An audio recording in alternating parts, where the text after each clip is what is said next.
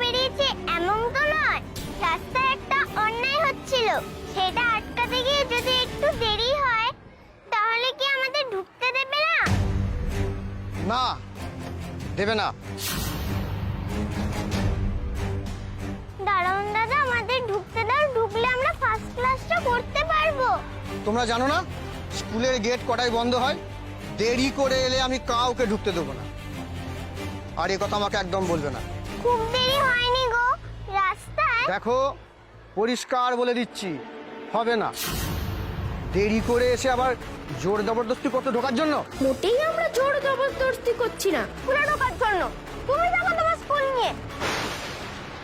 এই বোন, চল তো। না, আমি কিছুতেই যাবো না, আমি স্কুলে ঢুকবোই। আমরা তো রাস্তায় দুষ্টুমি করতে গিয়ে, খেলা করতে গিয়ে আমাদের তো দেরি হয়নি, আমাদের ঢুকতে দিতেই হবে। এ তো দেখছি ভারী জেদি মেয়ে। এত করে বলছি, একটাও কথা শোনে না। তোমরা এখান থেকে যাবে, স্কুলের সামনে এইভাবে দাঁড়িয়ে থেকো না, ঠিক আছে? আমরা যাব না, যতক্ষণ না তুমি আমাদের ঢুকতে দেবে ততক্ষণ আমরা এখানে এভাবেই দাঁড়িয়ে থাকবো। মামা, আমি আর দাঁড়াবো না। না দাদা, আমরা এখানেই থাকবো। দাঁড়া, তুই দেখছি ভালো কথার মেয়ে নোস, তোর মজা দেখাচ্ছি।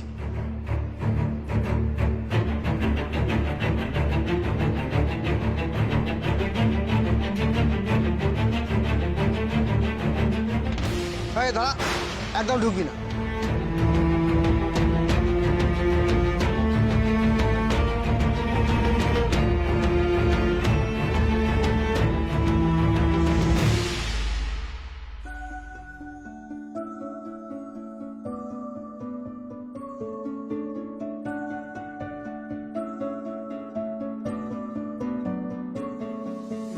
করছো গৌরী?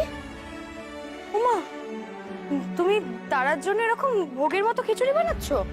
হ্যাঁ গো মেজো কাকিমণি, আজকে তো মাকে খিচুড়ি ভোগ নিবেদন করা হয়নি, আর তারা এটা খেতে এত ভালোবাসে, না পেলে খুব দুঃখ পাবে গো, সেই জন্যই বানাচ্ছি। ভালো করেছো। সত্যি তারার পছন্দগুলো কিন্তু অদ্ভুত, তাই না? ফল, মিষ্টি, ভোগ আমাদের তারার খুব পছন্দ। আর যদি মোহন ভোগ হয় তাহলে তো কথাই নেই, ব্যাস।